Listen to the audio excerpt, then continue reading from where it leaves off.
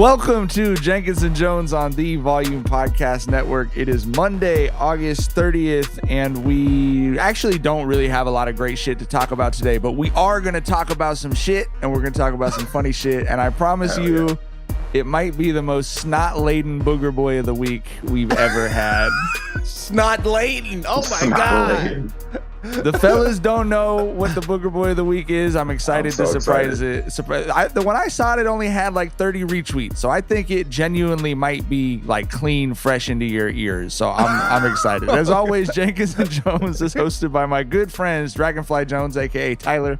Hey everybody, how's it going? LeJethro Jenkins, aka John. What's up, bubbas? And I am Mike, aka Gardy B. And let's get into it. We got a little bit of baskety hoops news to talk about. Get some takes off about up top as the offseason continues. Kevin Love was sort of expected by many in the basketball Twitter world to be accepting a discounted buyout to go ring chasing, most likely with the Lakers.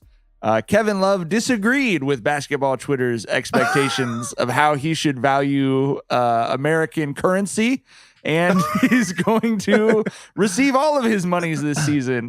Tyler, were you surprised at this or not? No, I absolutely was not, because basketball Twitter be on some bullshit, man. We did not hear this from anywhere that Kevin Love was going to do the buy. Everyone was like, oh, Kevin Love, he's going to get bought out and he's going to sign for the veteran minimum, either the Nets or the Lakers. Watch out. And Kevin Love was like, motherfucker, who said that? You know what I'm saying? And good for Kevin Love, bro. You got that 2016 ring. That is the heaviest ring I've seen in my lifetime. You fucking shut down Steph in crunch time to help lock that motherfucker up. You're good forever, bro. You don't need a fucking 2022 ring. You're straight. And how many years has he played with Bron? Was it what, 3, 4? 3 or 4? How many years? Yeah. He was there from 2014 to 2018 with Bron. Right. So he played. The only time we've ever seen Kevin Love play is with Bron. A few years of his 13-year career, he's used to the fucking doldrums of the NBA, dog.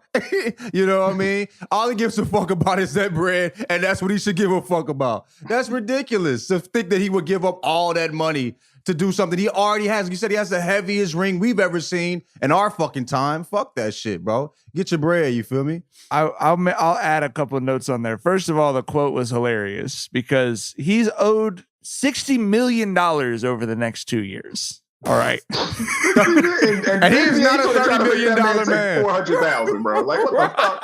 What are y'all doing out here, man? Here's the quote from his agent, Jeff Schwartz. There have been no talks with Cleveland on a buyout, nor is there any interest from Kevin in doing a buyout. I'm basically what the fuck y'all talking about statement, released in agent Jeff Schwartz dripping with subtext. It's just like, are you out of your fucking mind? And he's gonna win. He's gonna get that $60 million doing like half the work. This shit. Right. Kevin's not on Twitter like that. He didn't even know people thought he was stupid enough to try and sign somewhere for the vet minimum. Do you know how hard it is to chase a ring too? You know what I'm saying? Like, he's doing $60 million just being a bum. You know what I mean? I'd much rather do that than get paid less and work harder. That makes no fucking sense. You feel what I'm saying? It's ridiculous. I think the other thing to keep in mind is Kevin Love will live in fucking Santa Monica or Calabasas when he retires. He's going to live in California, and you need $60 million. If you want to live rich for the rest of your life in California, you're not retiring off $400,000 a year, bro. He needs the $60 million. He needs the property tax money, bro. I would hope he already got that money, though. 13 years in, getting bags, you know what I mean? I would hope he already got that. Don't you get the sense from Kevin that if he had all the money he ever would want for the rest of his life that he would retire, though? I don't know. I don't know. I think Kevin loves basketball, and he was extremely fucking good for a long time. You know what I mean? So I wouldn't say, I don't think he feels that way. I still think he really loves the game, but I mean, that $60 million might be what's keeping him around. You feel me? Like, more than the game itself at this point. You know what I mean? Yeah. I honestly would probably be a bit surprised if he doesn't retire after this contract is up. I'll say that. Right. Yeah, because the only thing that fueled my I was not expecting him to be a Laker for the fucking vet minimum. Okay. I'm like a orange level Laker fan. I'm not threat level red. You know what I mean? Like I'm unreasonable, but within the bounds of like the space-time continuum. But there certainly have been like plenty of clips of Kevin Love where it looked like he was not enjoying playing uncompetitive basketball. You know what I mean? Where he's just like, this fucking sucks.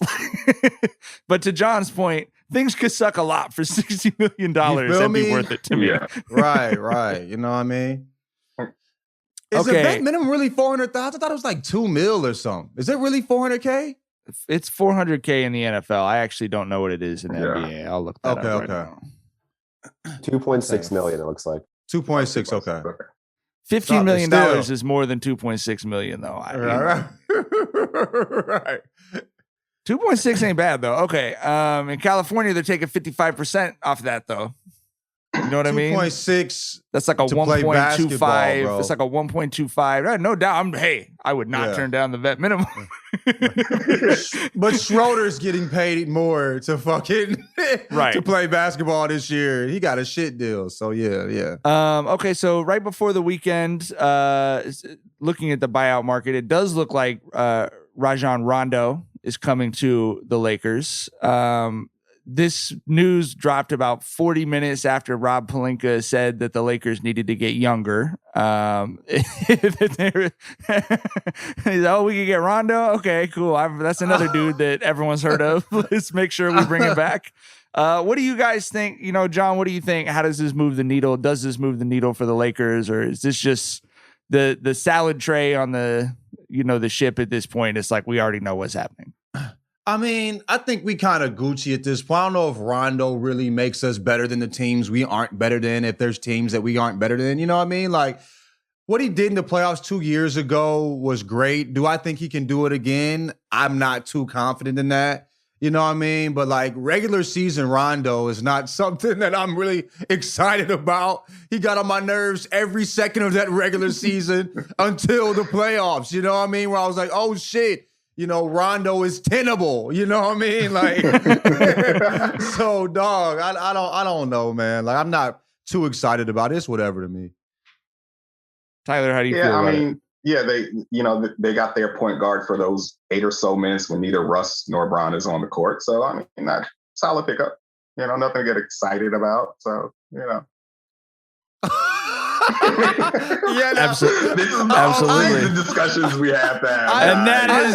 And that's been Talking Basketball on August 30th.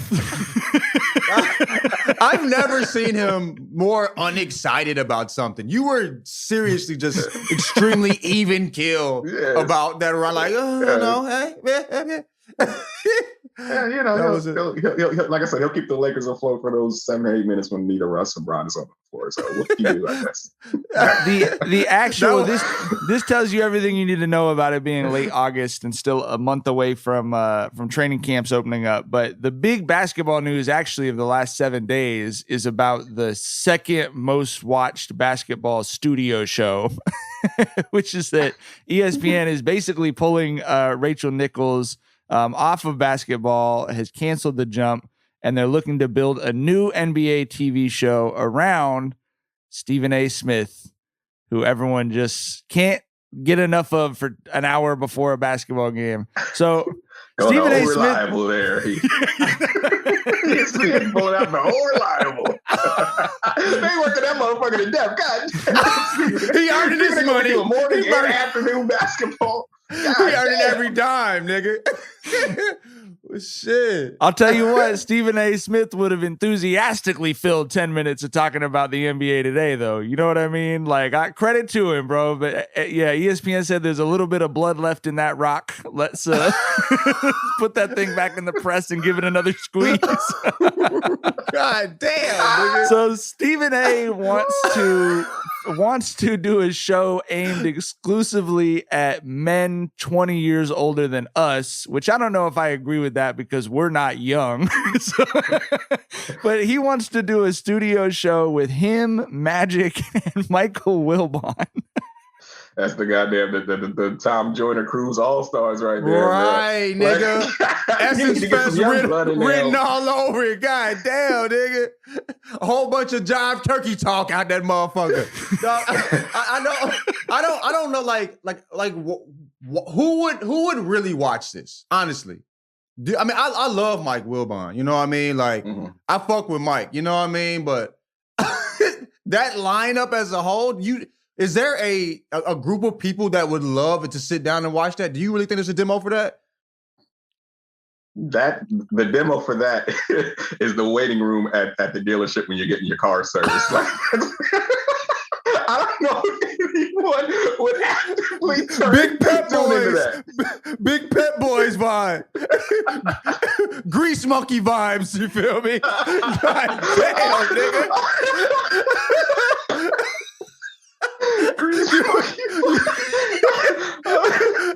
Oh shit!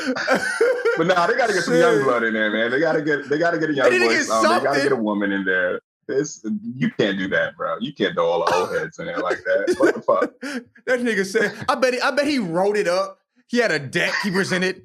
Magic, me and Mike Wilbon, nigga. Nigga, and what? we need a CGI department to remove the sweat like live as the show is going on. Right. That is wild, bro. So here's let's do fantasy sports for pregame NBA shows. I give you Stephen A. Smith. How would you build a desk around Stephen A? Because first of all, man, I don't know that I like Stephen A. I have a lot of respect for Stephen A., but I don't know that he's a pregame NBA. You know what I mean? I don't know that that's necessarily the show that I don't know that that's how I'd start building the show, even though that's obviously the dude they know they're going to put on whatever they can put him on. But do you think you could build around him like a good table, Tyler? I don't know. There's one person I think would be perfect, but of course it's contract shit and all that. But I think Nick Wright and Stephen A. would be fucking amazing together. But just on some fantasy shit, like just thinking about it, like I want Vince Staples and Stephen A. to do a show together, bro. I would lock in every day for that shit. Yeah, I would want Bo to be the third person for whatever reason. I think Bo is so smart. Stephen A. can't yell over that intelligence. You know what I mean? You know what I mean? Like, just because he talks more and louder, Bo will hit him with some shit that I think would kind of fuck him up. I think Vince would too. I think that'd be some real interesting conversations right there. I probably would actually want, I don't even know if I want more Stephen A. I probably would want Bo and Vince. I would love to see those conversations. You know what I'm saying? That would be a real, like, not to compare us to that would be a real Jenkins and Jonez. They would not talk anything about the game that they like. You know what I mean? Vince Staples on a Pacers Jazz pregame is not going to be talking about that game in the slightest. But that's actually they'd actually talk about things we gave a fuck about. We'd actually, yeah, I'd be way more into that. We might tap into a Pacers Jazz pregame just because we know who's actually speaking. You know what I'm saying? And they actually are saying things we give a fuck about. I fuck with that. So yeah. Vince Staples would be that would be a Dennis Miller move that worked. You know what I mean? Yeah. For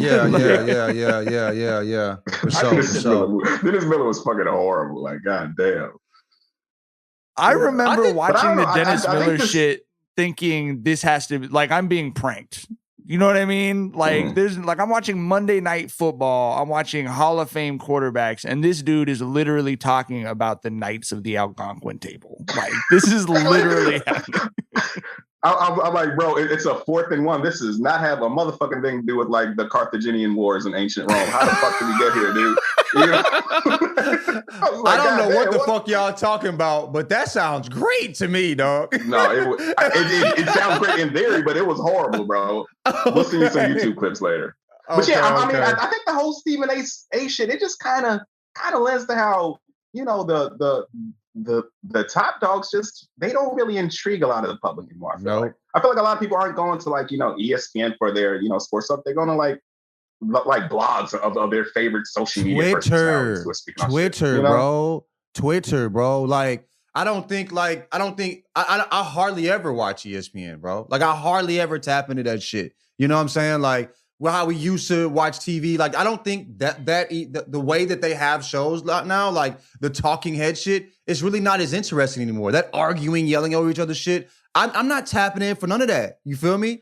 Well, I think they have to revamp how the shows are even like thought of now. You know what I mean? I think they need whole new format. But that's the thing. Like, and we're old. We're not. I know we're still hanging on to the end of the demo that they're. But really, like, they want people who are 20 years younger than us watching this, and they're looking for, if there's someone interesting who has basketball opinions, I want to see them on Twitch. I want to hear them talk during the game. You know what I mean? They don't want to hear 10 minutes of arguing before the game starts. Like,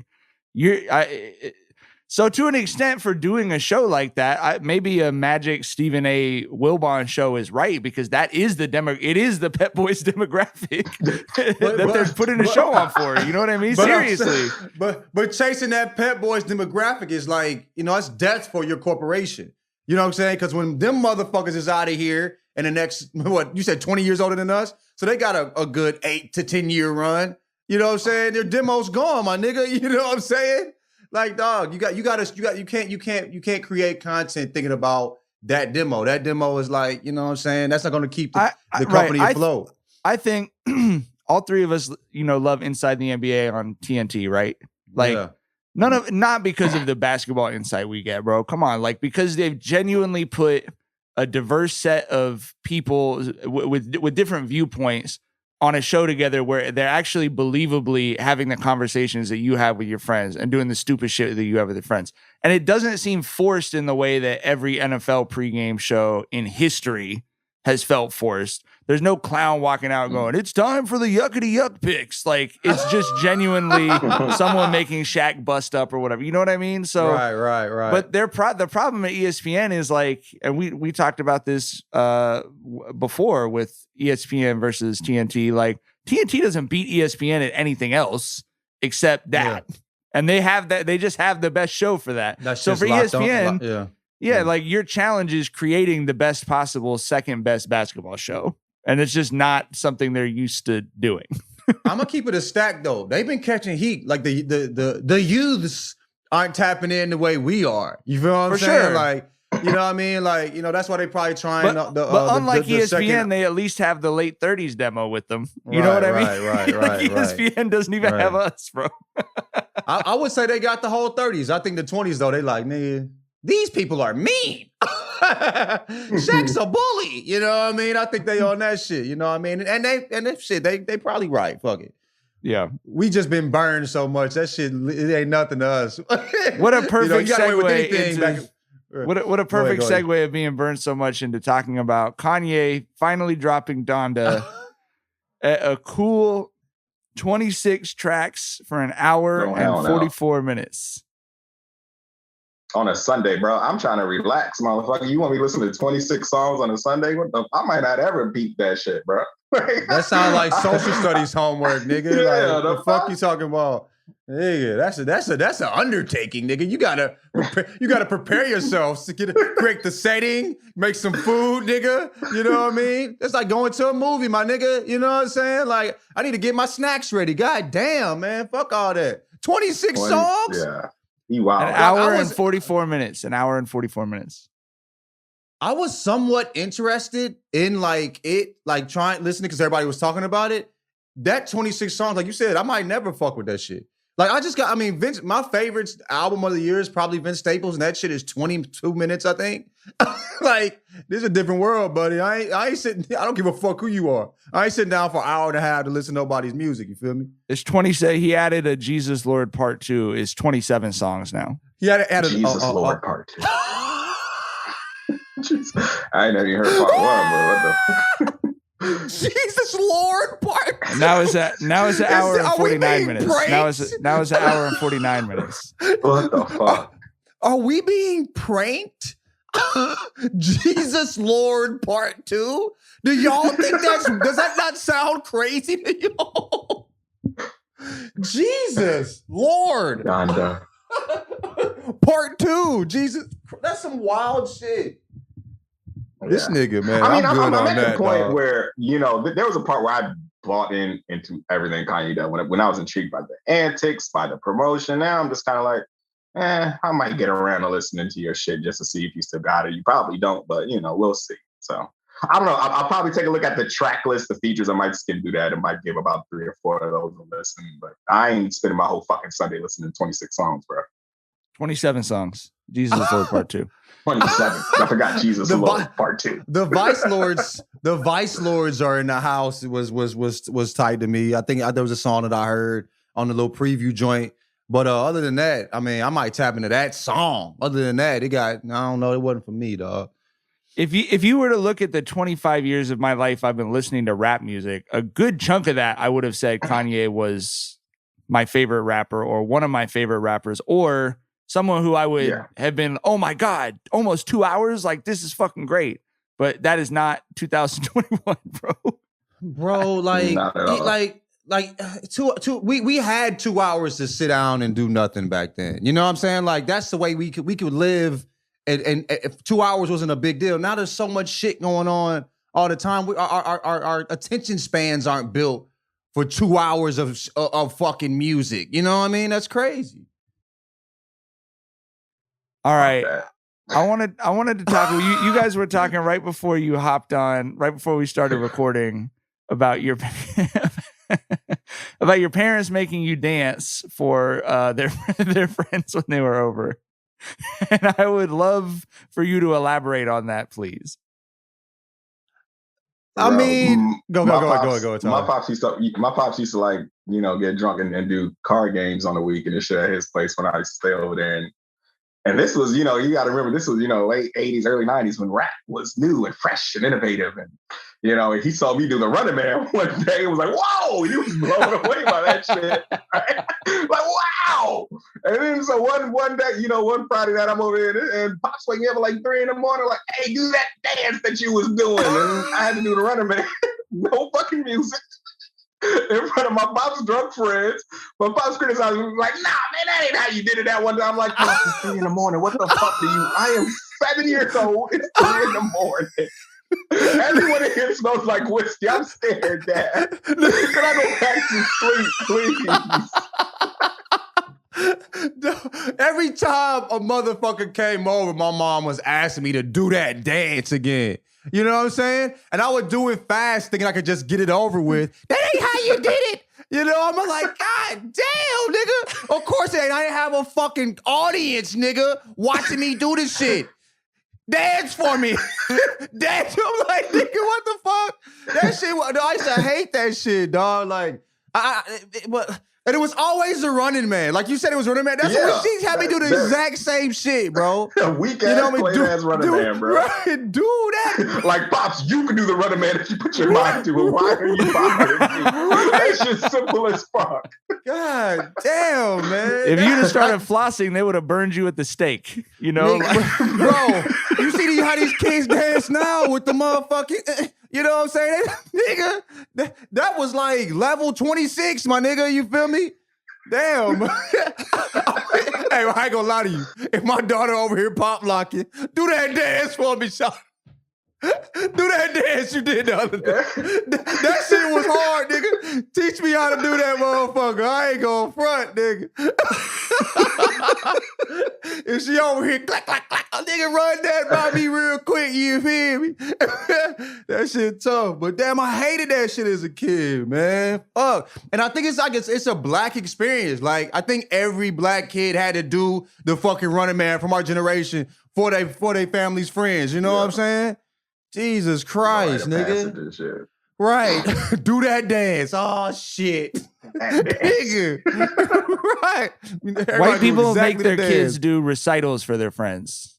Like, show them what you were just learning at your piano lesson. Like, I would be at my friend's house and their playing parents... Claire de Lune or some shit. Yeah, like, ooh, play the French bugle. Like, play taps on the French bugle. But I had been... That happened to me twice. I was at my friend's house and their parents made them pull out instruments like, I bet Mike would like to see what you were working on. Right. with your teacher. I was like, I would not like to number see that. 4. Yeah. Play that motherfucker. My mom had a like fuck everyone else view of the world generally, so that never happened. But she never did that to me. But what we would do is people would come over and then they would leave. And starting from when I was at a very young age, she would just shit talk that person with me, like. It's like, you see how fucked up her perspective is? Like,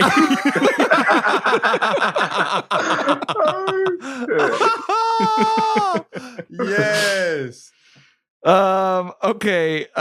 We have time to talk about this. So I want to talk about it briefly because I know you both enjoyed this. We don't usually talk about the sports that I cover in Long Beach, but I covered a Long Beach Poly football game last Friday that had a noteworthy ending that I know you guys were both cracking up at.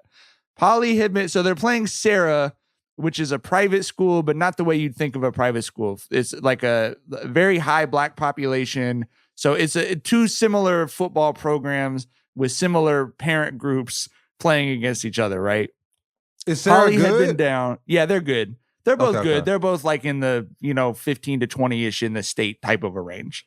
Okay. Great football That's game. good. The last 6 times they played, it's been an overtime or a like last minute. Like it's just been a great game for the last 10 years or so. Poly's been down.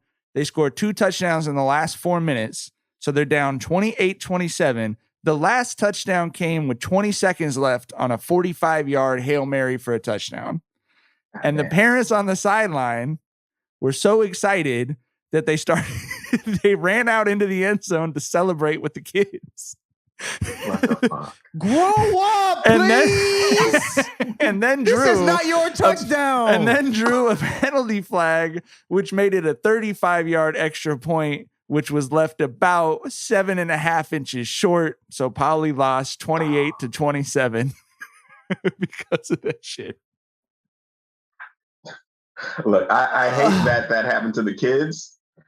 But those parents needed that fucking lesson because I feel like sports parents, they always blame like either coaching or the rest, but they needed this wake up call like, nah, y'all some dumb motherfuckers too. y'all be out here fucking up too. And they needed this reminder, man. Sit your ass down, enjoy the game, and let the fucking players do what they do, let the coaches do what they do, and let the refs do what they do. Sit your old ass down. You know what I mean? Like, damn, dog. Sit your old ass down. That's so ridiculous. You don't fuck the kids' game up, nigga. The kids need to put your ass on punishment, nigga. You're grounded. Go straight I've never to seen your room, motherfucker. there's some OGs in that parent group, and the kids are shit talking their dads after the game, which does not normally happen on that sideline. And the dads could not say fucking shit in response. Bro. They're just rubbing their necks. Like, damn. Motherfucker got a whole history, a resume and shit, and they back here like to their child. You feel me? I was going to interview the Poly's head coach after the game, and we looked at each other for a good 30 seconds, like the Diddy clip where it's just him and dude staring back at each other. Yeah. I was just like, do you want to say anything about this? And he's looking at me like, do you want to ask me something about this? It's like, what do we even say, bro?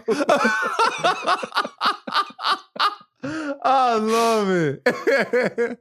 Okay, let's jump into a Booger Boy of the Week I'm very excited for. I hope you guys haven't seen this. It's a screenshot from TikTok.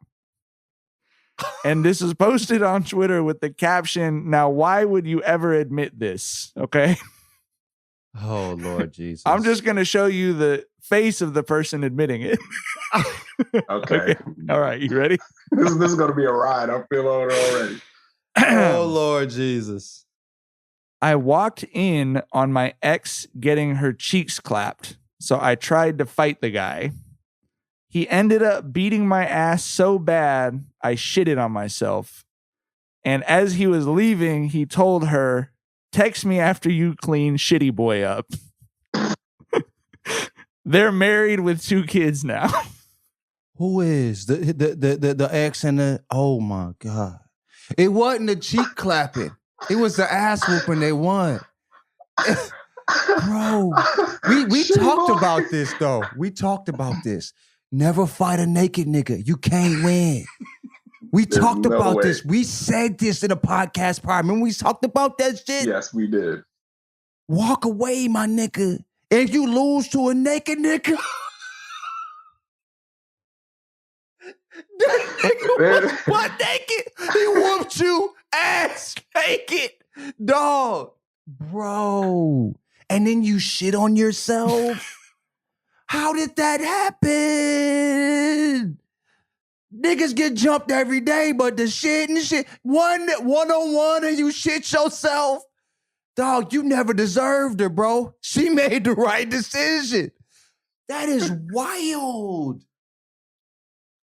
Listen, we have discussed never to fight a naked man. It's, for one, it's too much shit you got to worry about when you're fighting, right? You got to worry about hooks and uppercuts and jabs and knees, and now you're gonna throw a dick in the equation, bro. That's too much. You know what I'm saying? Y'all can set some shit up, get that man's information, and y'all schedule a time and swab it out when everyone is fully clothed. If you really want to take it there, bro. But don't fight a naked motherfucker, man. There's nothing for you to gain there.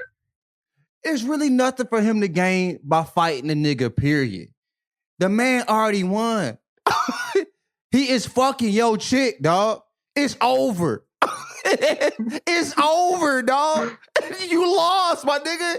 You know what I'm saying? Like, why even fight at that point? You feel me? Like, that's crazy, dog. Anyway, man, Jesus. And he turned your clothes, which was your only advantage in the situation, into a liability. Because now he's standing there naked, covered in fluids, and you're laying there clothed with poop in your underwear. Bro. Hey, we gotta finish. We can't end the pod on this, dog. This is a bad note. J.R. Smith has been tweeting out his experience as a A&T student. That's some pure, beautiful shit. I love that. Let's end the pod on that note. We're rooting for Tyler, you, J.R. are you DMing J.R. Smith like recommendations on where to hang out on campus? Man, I'm trying to hit him up, man, and be his, you know, his little A&T homie, but he ain't hitting me back, man. We'll see.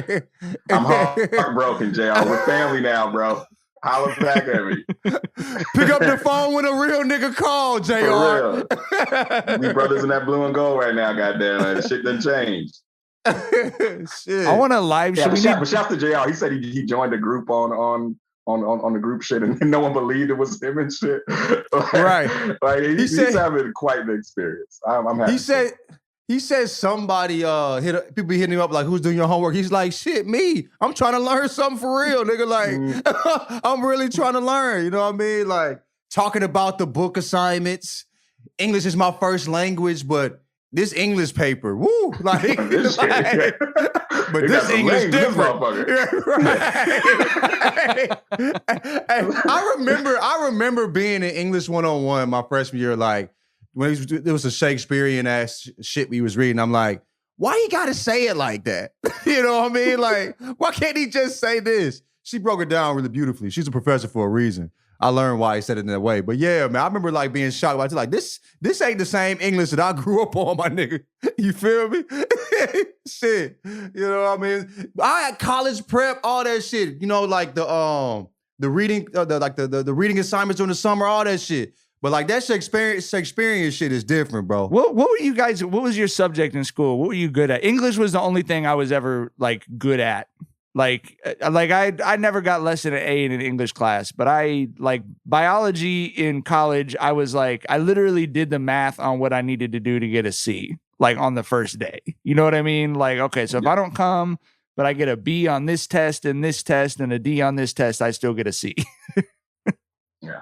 I would say English and history. I was good at any type of math shit you do in the. Oh my God, why? No, I was horrible at math. But English and fucking history, words and people and shit. Yeah, that was my thing.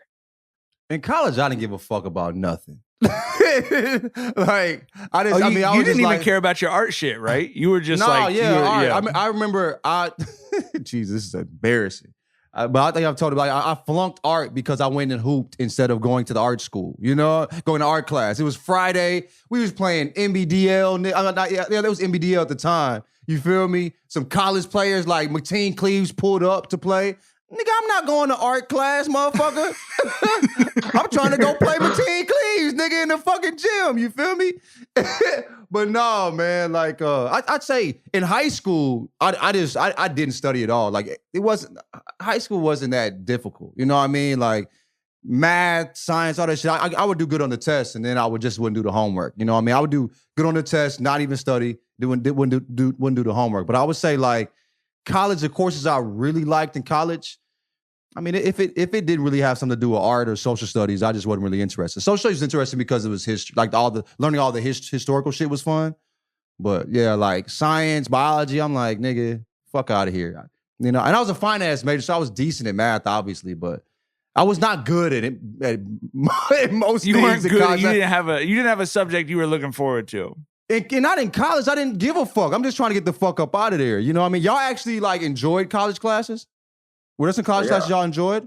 Shit, I didn't enjoy none of that shit, bro. I was like, let me get the fuck up out of here. So I enjoyed, Shar went to UCLA, I went to Long Beach State. I enjoyed her college classes that I would ditch my college classes and go to, because at UCLA they had, I forget what it was called, like Fiat something.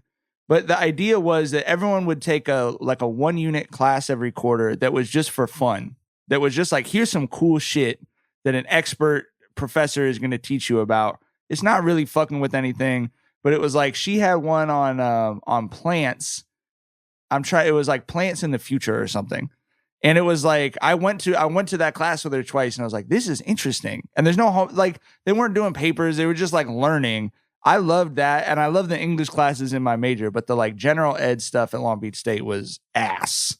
It was terrible. Like, it wasn't like, it was kind of remedial, and it was not enjoyable. Like, the subject wasn't enjoyable for me either. But I liked the English stuff, and I added a philosophy minor because I liked sitting around talking with high people about philosophical questions, which is basically what that minor was at Long Beach State.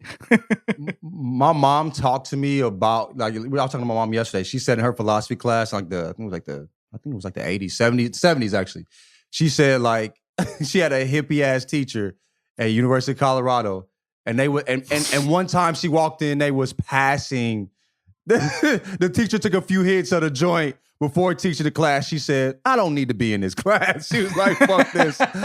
I'll just take the test and shake." You know what I mean? But like, yeah, I would always test into like real, like into good courses, but I never really liked school ever. You know what I mean? Like, I would test into college prep, test into talented and gifted and all that shit, but I never really enjoyed the process of school. You know what I mean? Like, I'd be reading other books that I wasn't supposed to be reading during my summer reading because it was more interesting than the books they assigned to me. You know what I'm saying?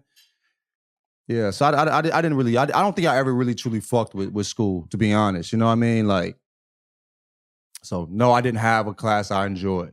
I just wanted to get that motherfucker over with. You feel me? I feel I you, had but hella classes I enjoyed, bro. It ain't too like, I mean, I had cool professors and shit. Of course, I was always in class with a homie or two. So class at A&T was fun as fuck, bro. And basically, I never Tyler's had a saying black you professor. I say Tyler's basically telling you should have gone to an HBCU, which I know is how you that's- already feel. Yeah, That's my only regret. That's my only regret. I've never had a black teacher in my entire life, dog.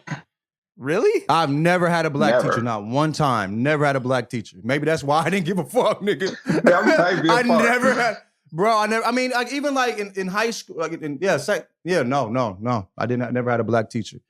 You know what I mean? Not one time. So I was like, yeah, I mean, this shit. Bro. I remember my freshman year in college, in high school, I was in college prep English. We were reading To Kill a Mockingbird. And that's the reason I didn't read it till I was in my 20s was because she was allowing the white people to say nigga while reading the shit. You know what I'm saying? And I was like, man, fuck this shit, dog. I hated that book until I actually read it when I was older. But like, my growing up in the South, and my school was probably like 40% black, 30-40% black in high school. You know what I'm saying? But we didn't have no black teachers. I was in Alabama. You know what I mean? Bro. And even in college, none.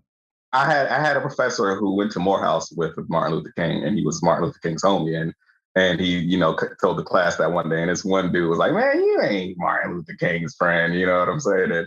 And the teacher just let it slide. Then the next time we met, teacher comes in, he's talking, and he just hands the dude who said he wasn't Martin Luther King's homie a stack of pictures of him and Martin Luther King at Morehouse that he passed around the class. Didn't break stride once, didn't gloat or nothing, kept teaching while he handed that dude like 5 or 6 pictures of him and MLK being homies in Morehouse. That shit was crazy.